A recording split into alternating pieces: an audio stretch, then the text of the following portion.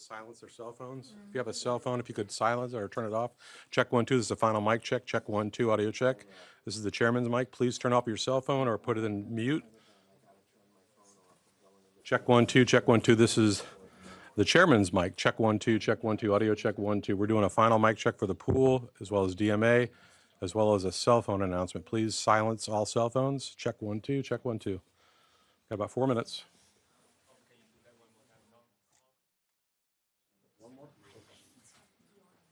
Audio check 1, 2. We're doing a final mic check. This is the secretary's mic. Check 1, 2.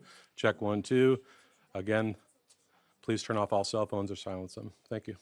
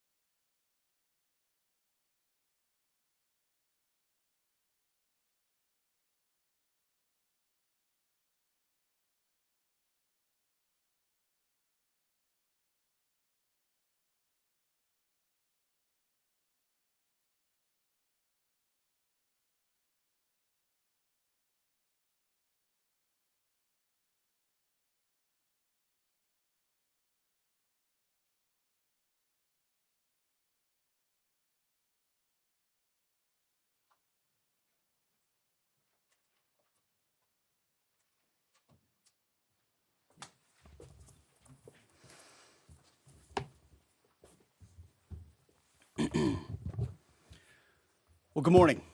We just finished an update with Admiral Brad Cooper, the CENTCOM commander, across the CENTCOM AOR, our leadership and troops, as you would expect, doing a fantastic job. 2 days ago, under the direction and direct orders of President Donald J. Trump, the Department of War launched Operation Epic Fury, the most lethal, most complex, and most precise aerial operation in history. For 47 long years, the expansionist and Islamist regime in Tehran has waged a savage, one-sided war against America. They didn't always declare it openly, except for their constant chants of death to America. They did it through the blood of our people. Car bombs in Beirut, rocket attacks on our ships, murders at our embassies, roadside bombs in Iraq and Afghanistan, funded and armed by Iranian Quds Force and IRGC killers. My generation of veterans carry the names of brothers who never came home. Brothers butchered by Iranian-backed roadside bombs and well-armed militias, thousands of our own. We didn't start this war, but under President Trump, we are finishing it. Their war on Americans has become our retribution against their Ayatollah and his death cult. It took the 47th president, a fighter who always puts America first, to finally draw the line after 47 years of Iranian belligerence.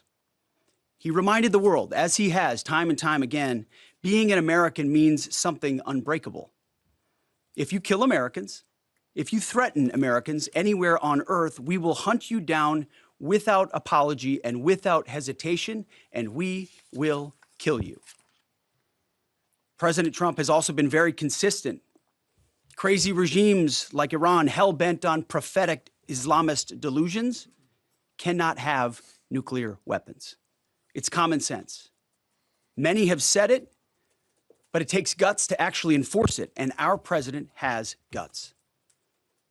Iran's stubborn and self-evident nuclear pursuits, their targeting of global shipping lanes, and their swelling arsenal of ballistic missiles and killer drones are no longer tolerable risks. Iran was building powerful missiles and drones to create a conventional shield for their nuclear blackmail ambitions. Let me say that again. A conventional shield for their nuclear blackmail ambitions. Our bases, our people, our allies, all in their crosshairs. Iran had a conventional gun to our head as they tried to lie their way to a nuclear bomb. It almost worked under Obama and his terrible deal, but not under this president.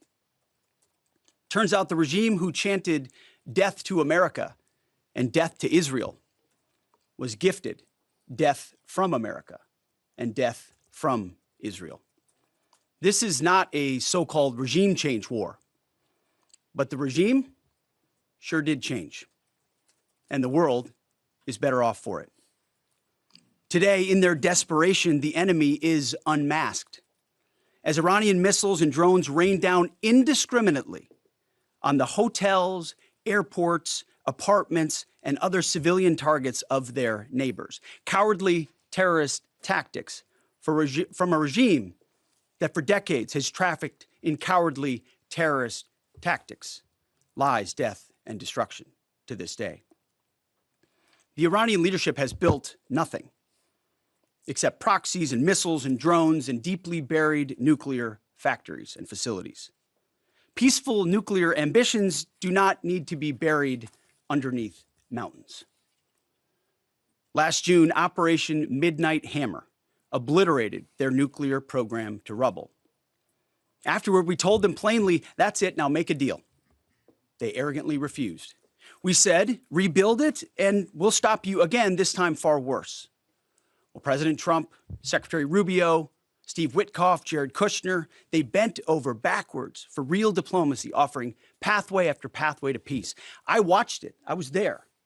They tried over and over and over again earnest attempts at peace. The former regime had every chance to make a peaceful and sensible deal. But Tehran was not negotiating.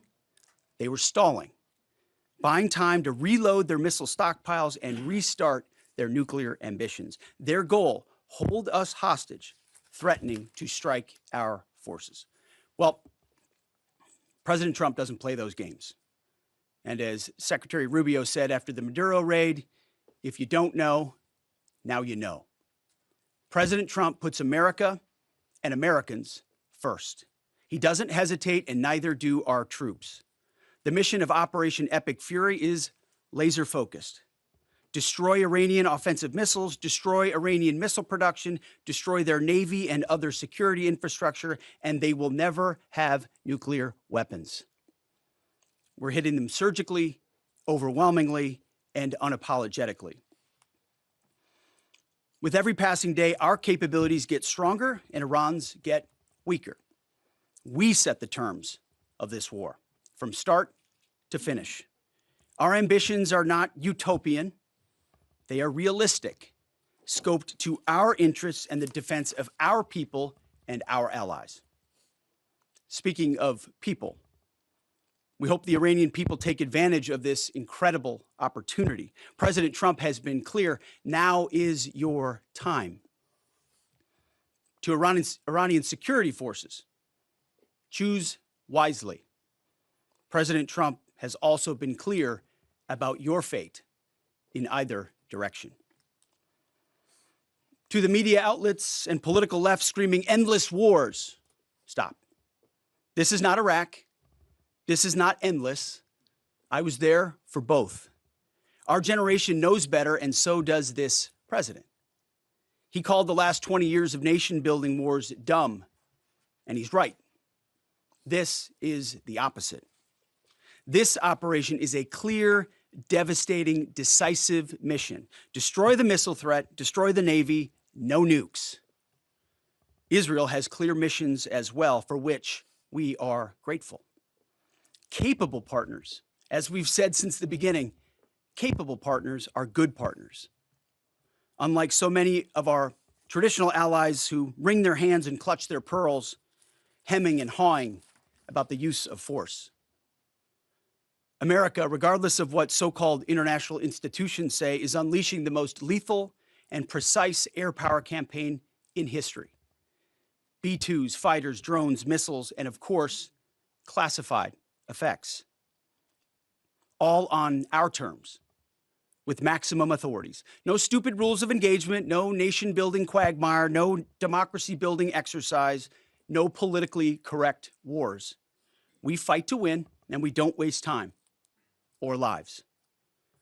As the president warned, an effort of this scope will include casualties. War is hell, and always will be. A grateful nation honors the 4 Americans we have lost thus far and those injured. The absolute best of America. May we prosecute the remainder of this operation in a manner that honors them. No apologies, no hesitation, epic fury for them and the thousands of Americans before them, taken too soon by Iranian radicals. Before I turn it over to General Caine for the operational update, let me speak straight to you, the Joint Force, our warriors on the front lines. This is your moment. This is the generational turning point America has waited for since 1979, and since the rudderless wars of hubris my generation, our generation, endured. Don't listen to the noise. Just stay focused. Our commander-in-chief is steady at the wheel. We face a determined enemy, but you are better. But we must prove it every single day. History doesn't care if we're tired, if we're scared, or if the fight feels big. It demands warriors who rise anyway. Peace through strength, the warrior ethos, lethality, unity of purpose, those are not slogans. They're the beating heart of what it means to wear the uniform, that uniform. You think clearly under fire, you act decisively in chaos, you uphold the Constitution, and you uphold our country without hesitation. We are not defenders anymore. We are warriors, trained to kill the enemy and break their will. History is watching. Be the force you swore an oath to be, focused, disciplined, lethal, and unbreakable. We will finish this. on America First conditions of President Trump's choosing, nobody else's, as it should be. And know this above all, President Trump and I have your back, always. Through fire, through criticism, through fake news, through everything. We unleash you because you are the best, most powerful, most lethal fighting force the world has ever seen.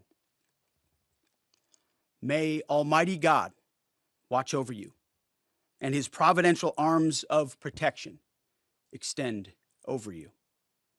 Godspeed, warriors, and keep going. General Caine, over to you. Thank you, Mr. Secretary, and good morning, everyone. The purpose of my portion of the briefing today is to update you and the American people on the actions taken thus far. The briefing will discuss the preparation, the planning, setting the force, the early operations, and how we're assessing the progress thus far. So let's get started. On Saturday, 28 February, at 01:15 Eastern Standard Time, 9:45 a.m. local Tehran time, on the orders of the President of the United States, U.S. Central Command, under the command of United States Navy Admiral Brad Cooper, commenced Operation Epic Fury.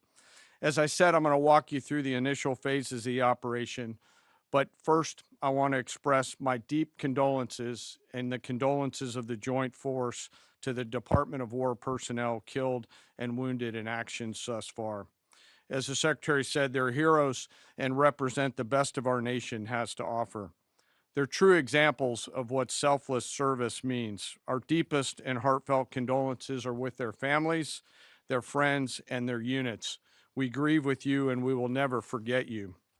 Additionally, I stand here before you today grateful for each service member, planner, logistician, operator across our joint force, for our Department of War civilians, our intelligence community teammates, our interagency teammates who continue to stand in harm's way alongside us.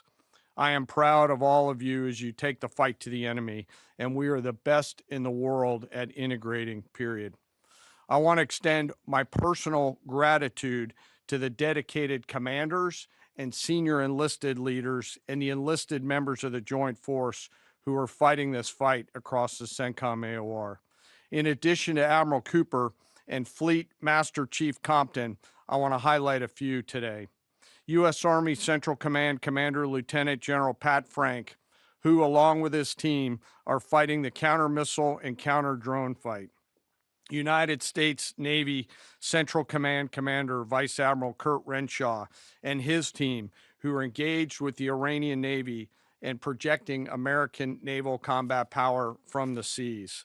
And United States Air Force Central Command Commander Lieutenant General Derek France and his leadership team, who are crushing Iranian targets from the air. I want to highlight the support to the CENTCOM fight from other combatant commands who are directly involved with this effort, to include U.S. Spacecom, U.S. Cybercom, and U.S. UCOM. I also want to specifically call out United States Transportation Command and U.S. STRATCOM for their contributions to this fight. We cannot project American combat power at the time and place of our choosing without both. And finally, I want to express how deeply thankful I am for the continued service and sacrifice of the entire Joint Force and their families. Their unwavering commitment and dedication are the cornerstones of this effort. So let me start with a few details. First, to be clear, as the Secretary said, this is not a single overnight operation. The military objectives that CENTCOM and the Joint Force have been tasked with will take some time to achieve, and in some cases will be difficult and gritty work. We expect to take additional losses, and as always, we will work to minimize U.S. losses. But as the Secretary said, this is major combat operations. So let me talk about the preparation and the planning. On February 28th, the full strength of America's armed forces came together in a unified purpose against a capable and determined adversary. The United States Army, Navy, Marine Corps, Air Force, Space Force, Coast Guard, and our reserve components integrated across our combatant commands and began coordinated operations with the Israeli armed forces of an unprecedented scale. As the Secretary laid out, our military objectives are clear. Our mission is to protect and defend ourselves and, together with our regional partners, prevent Iran from the ability to project power outside of its borders and be ready for follow-on actions as appropriate. Across every domain, land, air, sea, cyber, the U.S. Joint Force delivered synchronized and layered effects designed to disrupt, degrade, deny, and destroy Iran's ability to conduct and sustain combat operations. On the U.S. side, this marked the culmination of months and, in some cases, years of deliberate planning and refinement against this particular target set. From precision strikes against key military infrastructure to persistent intelligence and targeting integration to the close coordination of the components across vast distances, this operation again demonstrated America's reach, readiness, and professionalism, and that of our joint united force. It was historic not only in the operational scope, but in the level of joint integration displayed across every element of the joint force. And as I said earlier, this work is just beginning and will continue. So now to talk a little bit about setting the force and setting the theater. On the order of the Secretary of War over the last 30 days to reinforce deterrence and provide the President with credible options should action be required, the Joint Force began to systematically reposition assets and personnel across the region. These movements ensured that U.S. forces remained postured, protected, and ready to respond decisively for any emerging threat. This deployment included thousands of service members from all branches, hundreds of advanced fourth and fifth generation fighters, dozens of refueling tankers, the Lincoln and Ford Carrier Strike Group and their embarked air wings, sustained flow of munitions, fuel, supplies, all supported with command and control, intelligence, surveillance, and reconnaissance network. And the flow of forces continues today. In fact, Admiral Cooper will receive additional forces even today.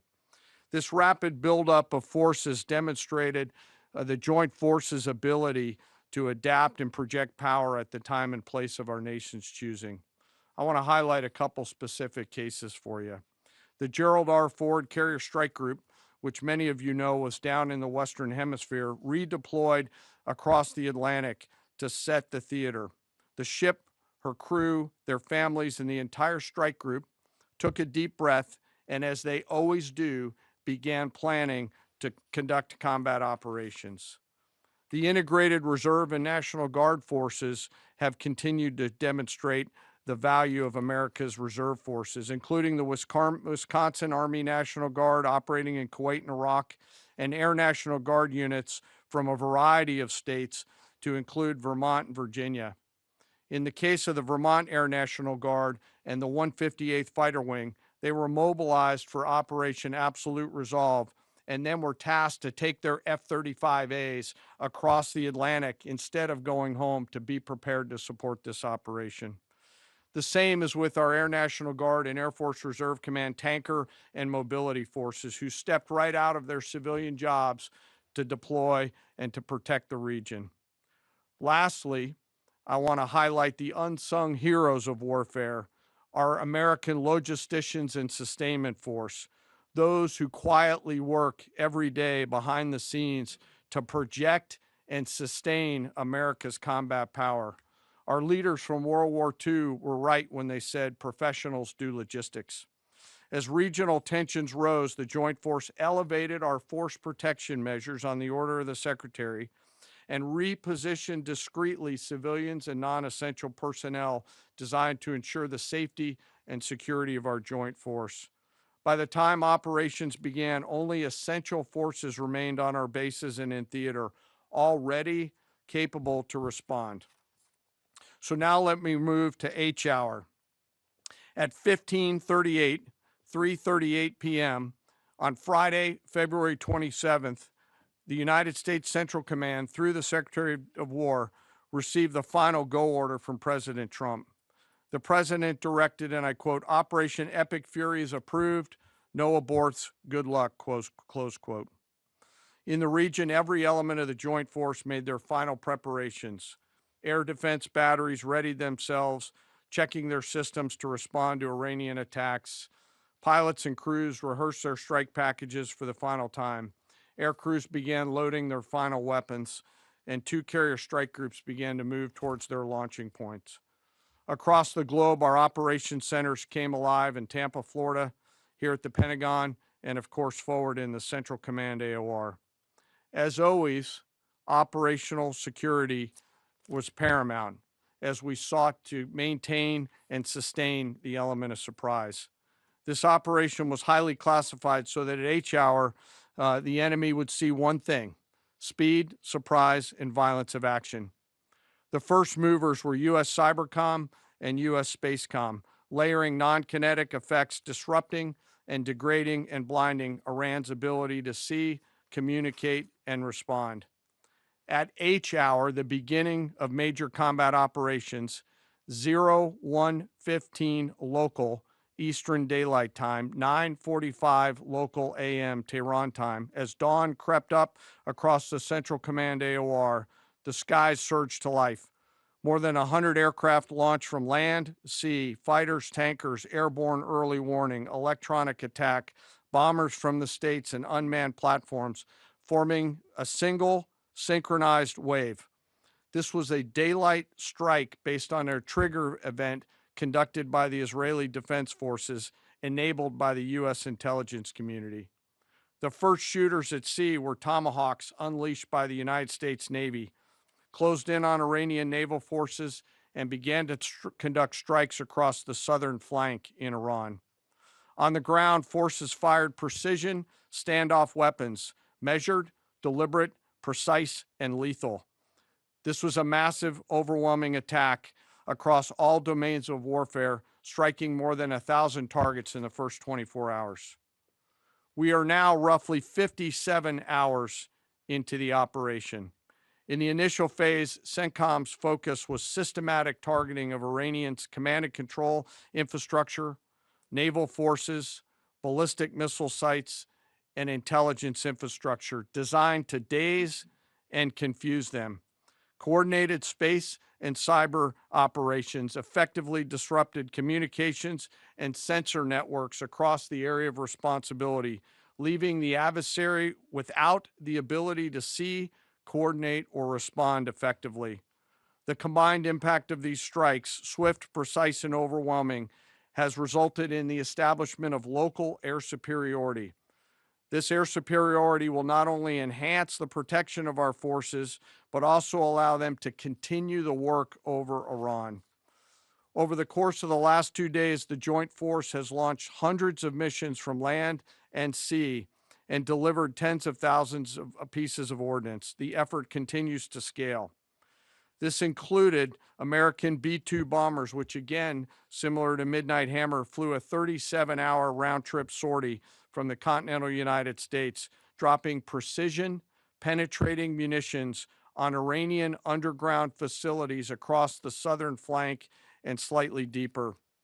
Additionally, Israel has separately executed hundreds of sorties against hundreds of targets. Beyond Air Force and Navy aircraft strike packages, coordinated salvos of precision standoff weapons from across the region have neutralized hundreds of pre-planned targets. As I mentioned earlier, in support of these kinetic operations, U.S. Cybercom and Spacecom have continuously layered effects to disrupt, disorient, and confuse the enemy. I will note that this operation had several combat firsts, which I'll allow at some point in the future Admiral Cooper to talk about since he owns the AOR.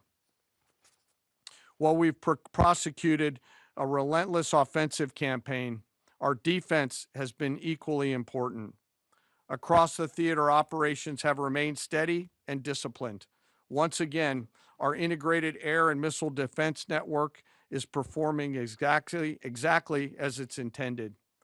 U.S. Patriot and THAAD batteries, along with ballistic missile defense-capable Navy destroyers, continue to coordinate and execute intercepts with precision and consistency.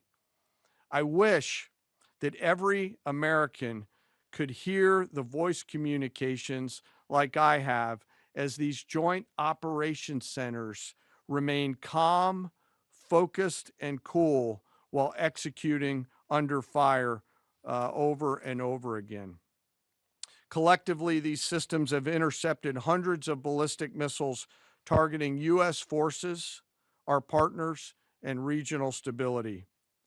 The threat from one-way attack UAVs has remained persistent. Our systems have proven effective in countering these platforms, engaging targets rapidly. Each intercept represents hundreds of hours of training, readiness, and technology all coming together to work as designed. We will remain vigilant in the counter UAV fight. And the defense of the region is not ours alone. As the threat grew, our partners surged in beside us. Air defense batteries in Qatar, the UAE, Kuwait, Jordan, and Saudi Arabia joined the fight, proof positive that years of training, trust, and hard-earned integration pay off. I am aware of the loss of 3 U.S. Air Force F-15Es overnight in the region. I am grateful for the safety of the crews, and we know that this was not from hostile enemy fire. As this matter's under investigation, I'll not comment further on this. Let me close. Operations will remain active across the theater and across the globe. The U.S. forces are postured not only to maintain pressure, but to respond and adapt as required. Operation Epic Fury stands as a reminder of what the United States military uniquely delivers: the ability to project power on a global scale with speed, surprise, precision, and overwhelming force when and where our nation requires it. What we've demonstrated over the past several days reflects years of investment in readiness, joint integration, and professionalism of the joint force. As major combat operations continue across CENTCOM, we remain engaged globally. America's joint force retains the credibility, capacity, and flexibility to respond to any contingency anywhere in the world at any time. To those who would test our resolve or threaten the United States, our allies, or our interests, understand clearly we can reach you, we can sustain the fight, and we can scale the fight, and we will prevail. To the American people, your joint force remains steady, frosty, calm, and focused. Your service members are trained, disciplined, and determined. We understand the risks of this mission and the weight of the responsibility that we carry. We also recognize that our families also shoulder the burden at home. You are a part of this too. I am proud today, as I am every day, to stand as a member of America's joint force. There is no mission too complex, no distance too great, and no adversary too determined for the men and women who wear our nation's uniform. We mourn our fallen, we honor their families, and we continue our mission with focus, unity, and strength. And now I'm happy to take any questions. Thank you, Mr. Chairman. Right here. Go ahead.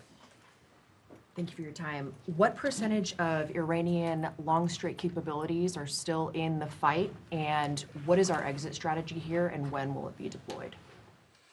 Well, they have long-range strike capabilities, which we are hyper-focused on. The brief we got just this morning, Admiral Cooper knows exactly and precisely what kind of threat matrix he's looking at, the way they might change their techniques, and how we adapt to that. So we're making sure the theater commander has absolutely everything he needs. I mean, one of the things the chairman mentioned is for months and months, even before we built up, we ensured that we had maximum defensive capabilities in theater to allow the president the decision space in the future. So even before this buildup in the last 30 days, we discreetly brought defensive assets in to make sure, understanding that there are Iranian capabilities. As far as time frame, I would never hang a time frame from our perspective. The commander-in-chief sets the op tempo and terms of this fight. As I said, it's on his terms. And we'll make sure that Admiral Cooper and his team have everything they need, not just to defend. I mean, the best defense is a good offense. And so we're aggressively pushing into that airspace over that southern flank to ensure that we control it and we destroy anything that moves that would attempt to shoot us. Think of it as shooting the archer instead of the arrows. That's where we want to be. And we have the kind of exquisite intelligence to get over the top, find that and destroy it. It won't happen overnight. This is a big battle space with a lot of capabilities. That's part of the reason why it's such a threat to us. That's why I talk about conventional umbrella to blackmail nuclear ambitions. They were building up this conventional arsenal in order to ensure that no one would ever block them from their ability to get nuclear weapons. So we're very clear-eyed about the nature of this Iranian threat, and we're going to get after it. I don't know if you have anything to add to that, Mr. Chairman. Thank you for the question. The only thing I'll add is that unlike an operation, a single operation like Midnight Hammer or Absolute Resolve, it'll take some time for us to conduct battle damage assessment, and the targeting cycle that CENTCOM will run will take those things into effect. Admiral Cooper will adjust his plan and fires accordingly to ensure that we're attriting that. He's focused on long-range strike capability coming out of the enemy, and that's a key and essential part of it. Of the capabilities that still exist from the enemy front. Yeah, that's what I mean when I say we're still doing BDA. Normally we'd be able to see a singular thing and we'd assess pretty quickly. He's doing offense and assessment simultaneously, so it'll take longer for us to assess than it would in a single operation. Secretary Hegseth, thank you. Reagan Reese with the Daily Caller. 2 questions for you. The president said yesterday in his video message that we will leave Iran when we complete all of our objectives. What are our objectives? And can you share more information on how the soldiers who were killed were killed? Well, I laid out the objectives, as did the chairman. They're completely nested. I mean, Iran has an ability to project power against us and our allies in ways that we can't tolerate. So whether that's ballistic missiles and drones, so offensive capabilities, effectively their navy, which would attempt to set other terms and impose different costs, drone capabilities, which we laid out there, and ultimately, though, this tying it back to Midnight Hammer, the president has been willing to make a deal. You can't have a nuclear bomb. Radical Islamists can't have a nuclear bomb that they wield against the world. He gave them every single opportunity. Then we precisely took it away. And even then, after that, they didn't have that. They didn't come to the table with a willingness to give it away. So ultimately, those nuclear ambitions, which never ceased, are something that had to be addressed as well. So that's a discrete sense of what's being addressed here to ensure that they can't use that conventional umbrella to continue a pursuit of nuclear ambitions. And then as it pertains to the U.S. casualties, that particular incident was, you have air defenses and the lot's coming in and you hit most of it, and we absolutely do. We have incredible air defenders. Every once in a while you might have one, unfortunately we call it a squirter that makes its way through, and in that particular case it happened to hit a tactical operations center that was fortified, but these are powerful weapons. So we certainly will do, as I said, moments like that, as we remember them and we take care of them and take care of their families, only stiffen our resolve to ensure that we do this properly. Thank you. Yep. Right here. Thank you, Secretary Hegseth. I had 2 questions for you. First, are there currently any American boots on the ground in Iran?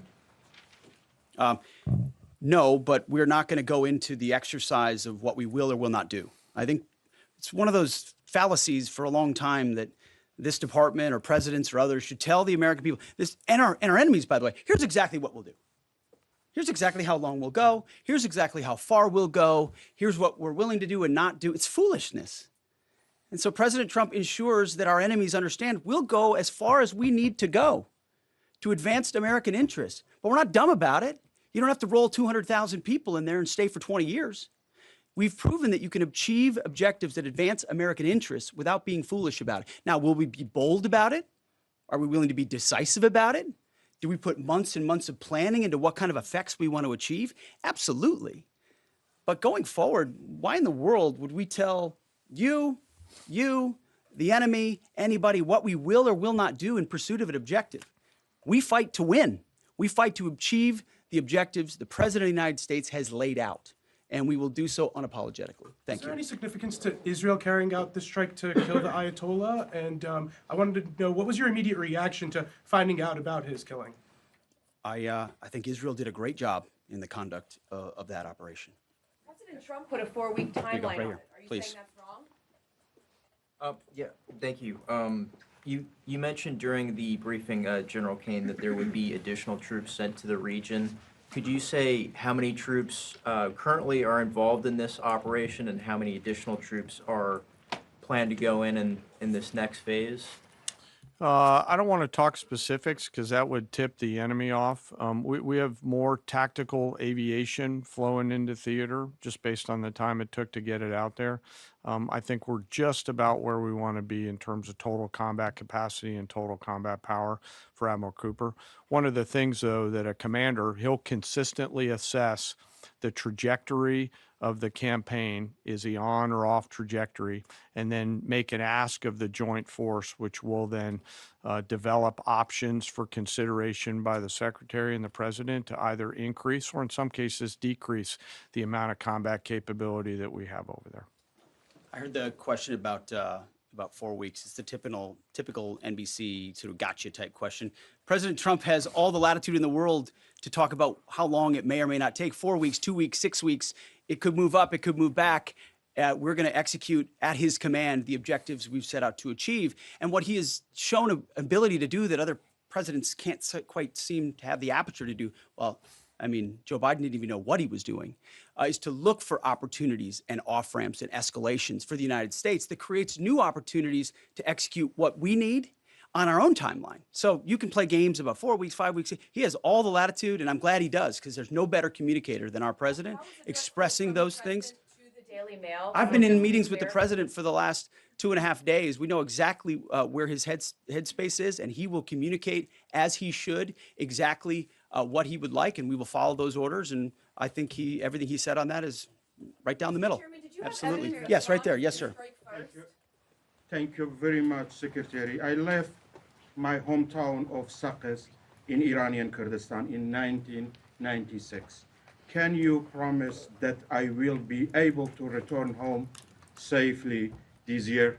And I have a following question too, please. I appreciate the question. I'm not here to place guarantees on that, but I think the message the president has given has been clear to the people of Iran. This is your moment.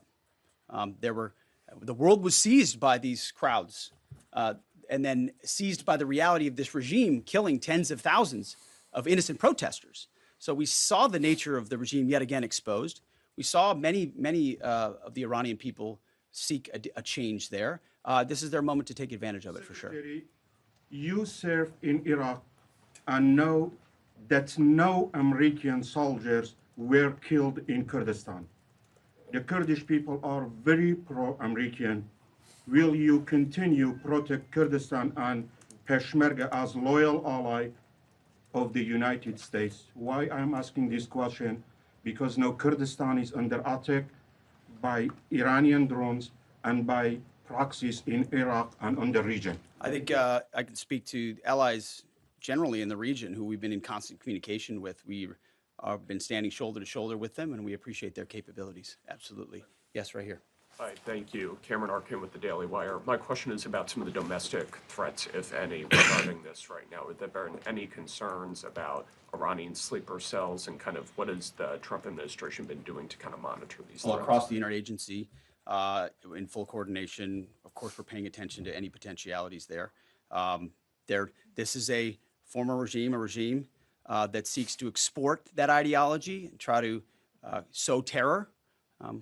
We're ready for that. We've seen these types of folks before, and the American people can rest assured that we're vigilant on that. Right here. Secretary, thank you. Kind of a follow-up on that last question. There was just this, what appears to be a terrorist attack in Austin yesterday. How does that change the operation at all? What effect does that have? And It doesn't change the operation at all, and I know the authorities are executing exactly the way they should. Secretary Hegseth, and one for Chairman Caine as well. I understand, to your point here, that you don't want to broadcast everything for our adversaries to hear, but the American people also want to know what they're sending their men and women to war for. Is there a concern of this spiraling into a longer war? And then one for the chairman when you're done. Did you not hear my remarks? I mean, we're ensuring the mission gets accomplished, but we are very clear-eyed, as the president has been, unlike other presidents, about the foolish policies of the past, that recklessly pulled us in to things that were not tethered to actual clear objectives. So we know, we have plans, we have generals, we have chairmen, we have commanders, CENTCOM commanders, Admiral Cooper, who's executing very deliberately to ensure outcomes that I laid out are accomplished. But we would never, in front of a press pool, lay out how long that may take. The mission for our warfighters, which is what matters to us, is very, very clear. And they're executing it right now violently. And just for the chairman quickly, I have one for the chairman. You said this is not a one-night operation. It will take time to achieve the goals. What would be the goal line here for you? I think the Secretary laid out the military objectives, and that's what we execute against is the military objectives. Last one right here. Thank you, sir. As you've said, there are a large amount of U.S. service members that are in harm's way right now.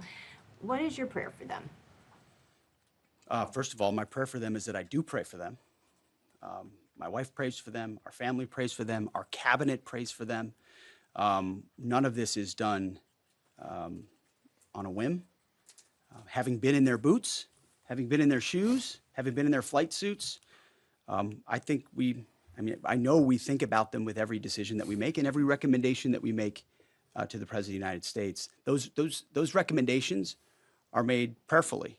And when I pray every day for them and for this mission, I pray simply for the biblical wisdom to see what is right and the courage to do it. It's going to take courage to follow through on this. There's going to be a lot of noise. And we pray for that, and we hope all of you do as well. Thank you very much. Appreciate it. Thank you.